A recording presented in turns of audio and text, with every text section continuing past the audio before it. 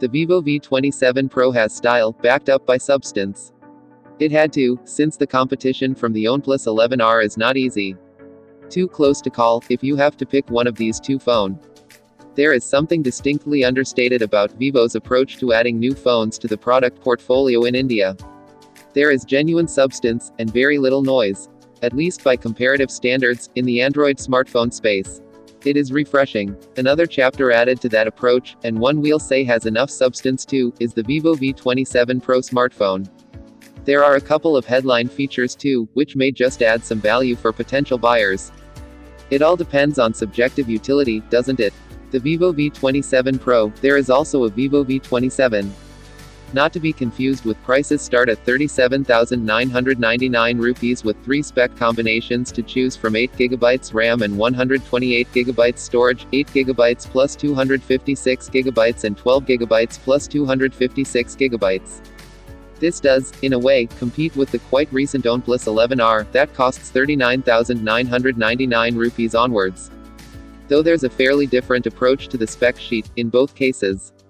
At first glance, there is a certain simplicity to the ViVO V27 Pro's design.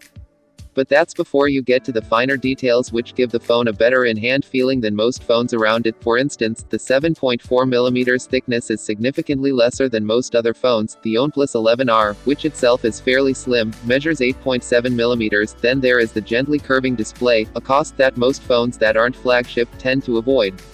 ViVO hasn't, and that's enhanced the look and the very experience of swiping on this screen. Not exactly a grippy finish though, and you'll need to be careful about the phone slipping from your fingers.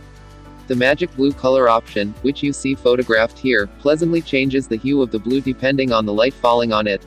Think of it as a dual-tone phone, with a day and night mode. The cameras are where ViVO has done considerable work.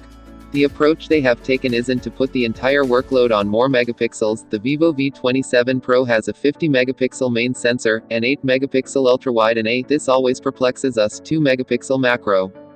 In fact, considerable work seems to have gone into the image processing algorithms, something the photographs which emerge from the phone testify to. Daytime photos return incredibly detailing alongside really rich and well-separated colors.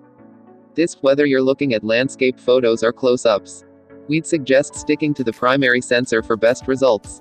Yet the low-light photos really seem to have the biggest upgrade. Even without the night mode being enabled. That is, not common. We were surprised by the illumination this sensor and algorithm combine to manage, which immediately has a positive impact on details and colors. There are a couple of rather interesting features to note.